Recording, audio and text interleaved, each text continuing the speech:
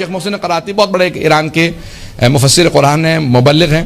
वो कहते हैं कि मैं ईरानी जहाज़ में बैठा हुआ था, 3 घंटे गुजर गए, जहाज़ नहीं उड़ रहा था। मैंने स्टूवर्ड को बुलाया, उसको कहा कि भाई क्या मुसीबत है, 3 घंटे से बिठा रखा, गर्मी है, हम जहाज़ ने उड़ना नहीं उड़ना। उन्होंने कभी किसी ने शिकायत की है कि छोटा सा ना चूहा नजर आया जहाज़ में। तो उन्होंने कहा भाई इतना बड़ा जहाज़ है, उड़ाओ, चूहा क्या कर लेगा। उन्होंने कहा नहीं आगा, वो छोटा सा चूहा है, अगर वो कहीं सिस्टम में घुस गया तो कोई तार उसने कुतर दी तो कुछ भी हो सकता है, हवाई जहाज़ गिर जाए, कुछ हो, राब्ता टूट जाएगा, हम नहीं उड़ सकते। कहने लगे जैसे उसने कहा ना छोटा सा चूहा है, इतने बड़े जहाज को गिरा भी सकता है, तबाह भी कर सकता है, राब्ता भी मुनक़ते कर सकता है, क्या मुझे फौरन रियाकारी समझ में आई। पता नहीं तवज्जो है या नहीं। इतना बड़ा अमल होता है, इतनी बड़ी इबादत होती है, इतनी बड़ी नमाज है, छोटी सी नीयत के अंदर खलफिशारी, रियाकारी, दिखावा, बुराई, सारी नमाज खा जाती है। पता नहीं तवज्जो है या नहीं है। तो ये बात का छोटी छोटी सी नीयतों की खराबी इंसान के बड़े बड़े आमाल खा जाती है, ज़ाया कर देती है। इसलिए अमल की दारोमदार जो है नीयतों पे है। पहली चीज़ है नीयत।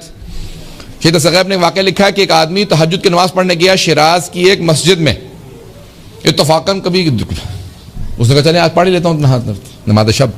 तहज्जुद के लिए गया, उसने जाके फ़ौरन नीयत बांधी, वुज़ू किया, आगे गया, कोई भी नहीं था मस्जिद में। अचानक उसको महसूस हुआ कि नहीं खराटों की आवाज़ आ रही है, पीछे को सो रहा है, बहुत दूर से आवाज़ आ रही है। अब उसने कहा कि भाई ये जो भी है बंदा, इसने पूरे शिराज में जाके बताना कि मैं तहज्जुद पढ़ता हूँ। तो उसने कहा फिर मैं ऊंची आवाज़ से पढ़ूंगा ताकि फिर लोगों को पता चले कि कितनी अच्छी मेरी नमाज है। गया 15 मिनट के लिए था, उसने कहा मैं 1.5 घंटे लगा के तहज्जुद पढ़ूंगा। पूरी रात पढ़ता रहा, नमाजें पढ़ता रहा। सुबह अजान मुअज्जिन आया, उसने कहा कि भाई अब ये जा रहा है, देखो तो सही कौन जा रहा है। देखा तो एक जानवर था, कुत्ता था, जो वहाँ सोने के लिए आ गया था। उसने कहा परवरदिगारा मैंने नमाज ज़ाया भी की तो किसके लिए की। नीयतों को कभी भी ज़ाया ना होने दें, नीयत खालिस रखें। इंसान जब आ रहा है ना, घर से नीयत करता है मैं इमाम बारगाह जा रहा हूँ, वहीं से आपका सवाब शुरू हो जाता है। और जितनी खालिस नीयत हो, मैं मौला हुसैन के लिए जा रहा हूँ, मैं मौला हुसैन के अज़ादारों के लिए जा रहा हूँ, मैं इमामिया जा रहा हूँ, वहाँ पे खिदमत करूँगा अज़ादारों की। अब सवाब क्या होगा उसका मैं और आप अंदाज़ा नहीं लगा सकते। और खुदा ना खासा नीयत हो मैं फला मोमिन क्यों अजियत दे के आऊँगा, मैं उसकी तो मैंने तो कुछ भी नहीं कहा। तो अब जब इंसान की नीयत सही ना हो तो फिर उसके बाद सवाब नहीं मिलेगा, गुनाह मिलेगा, वहीं से इंसान के लिए अज़ाब में मुब्तला हो जाएगा, यही इंसान के लिए वबाल जान बन जाएगा। और बात सही है, मैं मौलाना से इत्तफाक करता हूँ। तो अज़ीज़ान गिरामी, ये इंसान के लिए इबादात रहें, ये इबादात रहें, ये वबाल जान ना बने।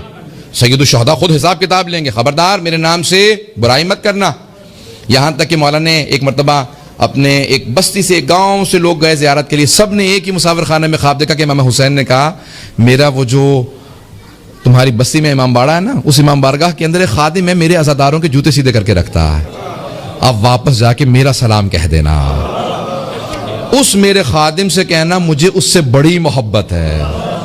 कहा मौला क्यों? कहा वो मेरे अज़ादारों के जूते सीधे करके रखता है। खिदमत कभी भी इंसान तकब्बुर न करे, किब्र और निख्वत खुदा को बिल्कुल पसंद नहीं है। ठीक है, हमेशा खुलूस के साथ आए। सबकी तवज्जो है मेरे साथ?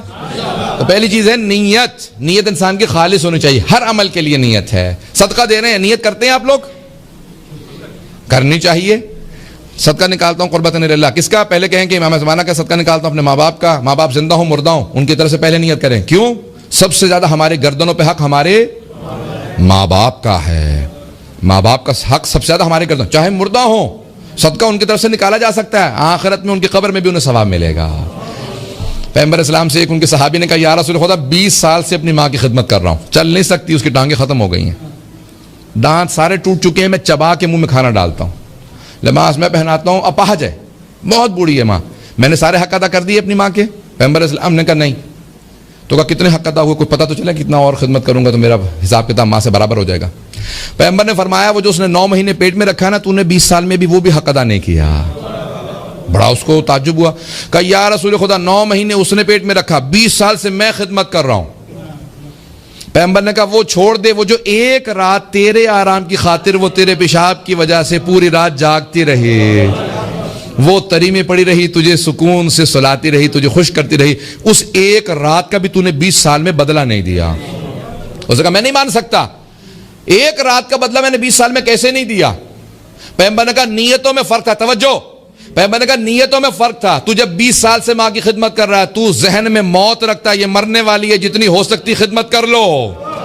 वो जब तुझसे मोहब्बत करती थी, वो तेरी जिंदगी की नीयत करती थी। वो कहती थी परवरदिगारा मेरी जान इसे मिल जाए, मेरी जान लग जाए, इसे मेरी जिंदगी से मिल जाए। का माँ बाप का बदला तू कभी नहीं अदा कर सकता। का क्योंकि उनकी नीयत में फर्क। तवज्जो है लोगों की? पता नहीं मुझे कि लोग सुनना चाह रहे हैं नहीं सुनना चाह रहे हैं। नीयत बड़ी अजीब गरीब है। पहली चीज है नीयत। हर चीज में नीयत पहले है, उसके बगैर कुछ कबूल नहीं है। इंसान की नीयत अगर बदल जाती है तो उसके रोज़ो क़यामत दो अफराद साथ साथ खड़े होंगे, दूसरे से एक दूसरे से पूछेंगे भाई मेरे अमल वही था जो तेरा, एक ही इमाम बारगाह में तेरा अमल वही, मेरा भी वही।